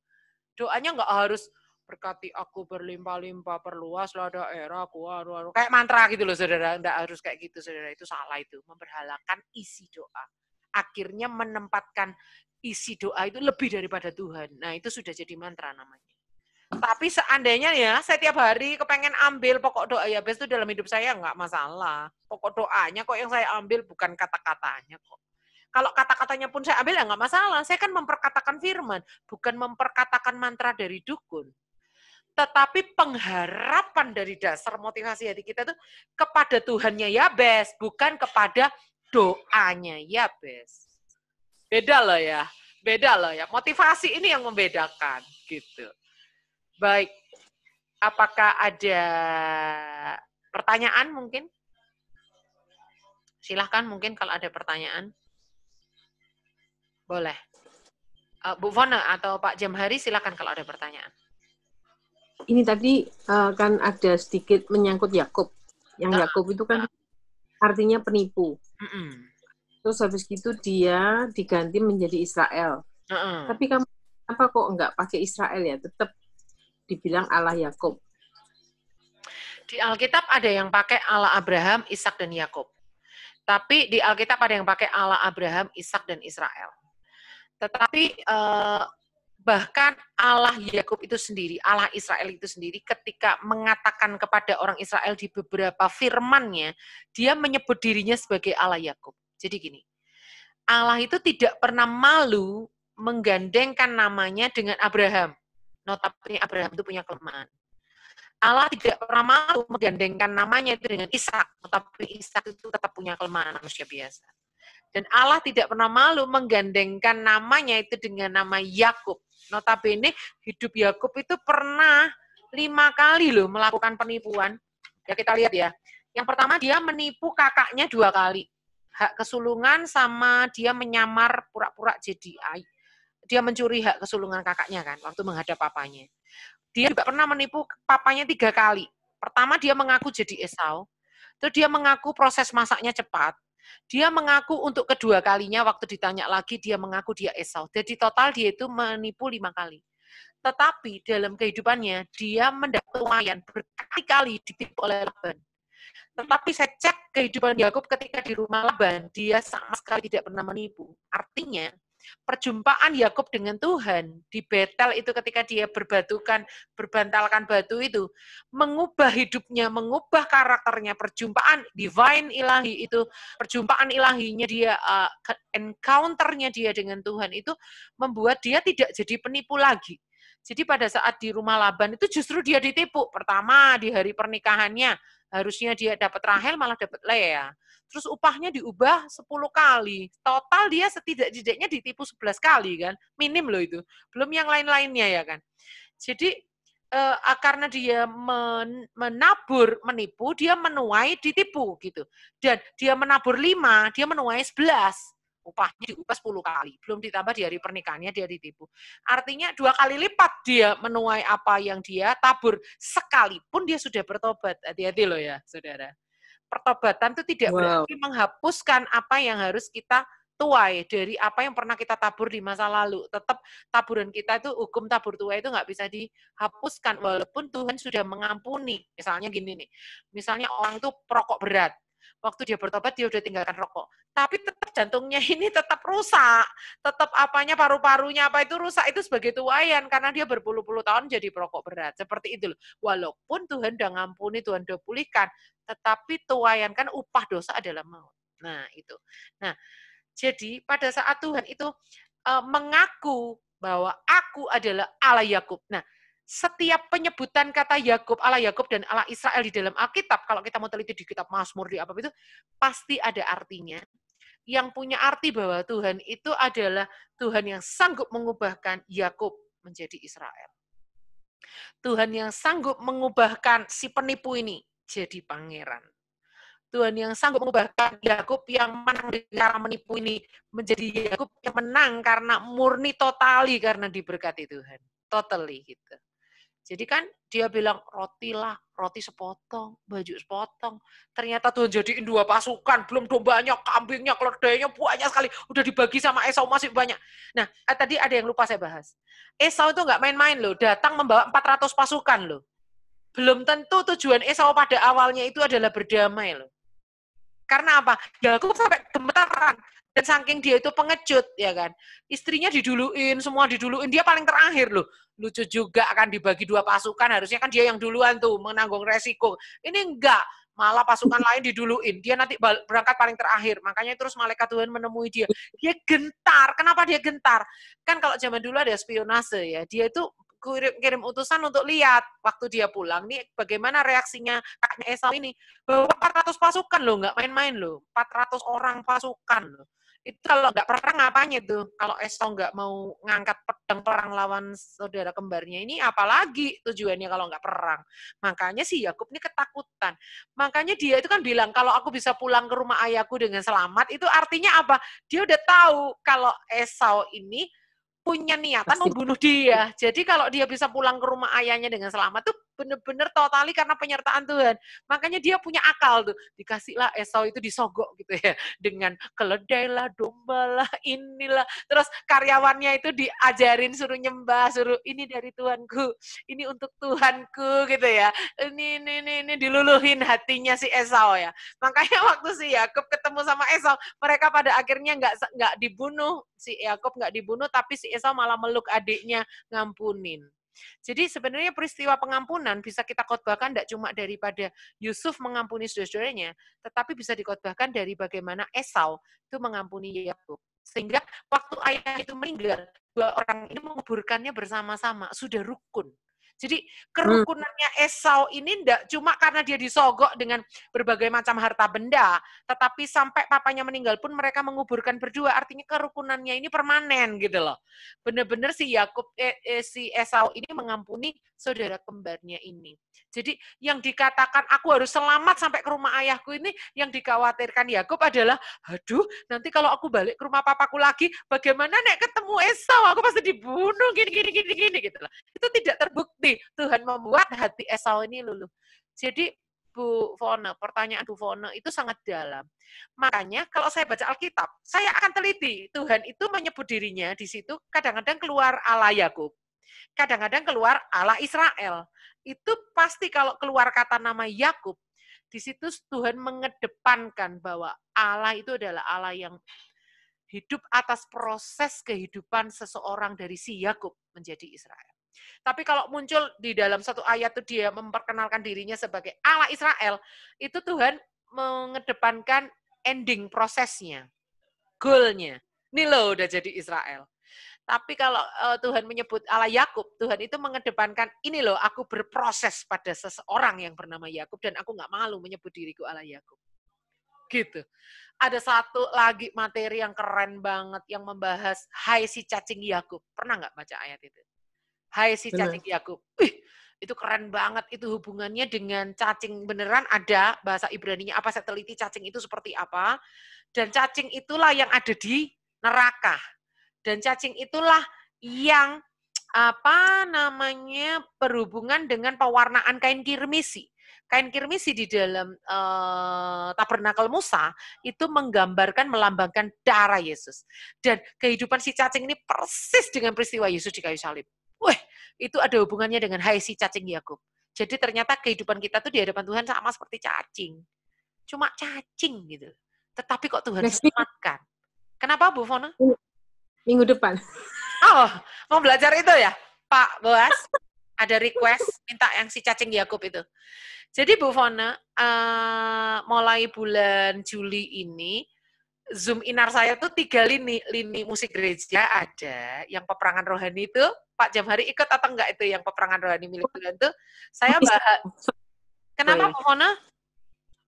Itu siang ya, saya nggak bisa ikut. Ya, itu peperangan rohani. Pak Boas, nanti yang jam siang-siang itu dirubah yang malam dirubah siang. Jadi supaya Bu Fona bisa ikut yang judul-judul yang dia nggak ikut.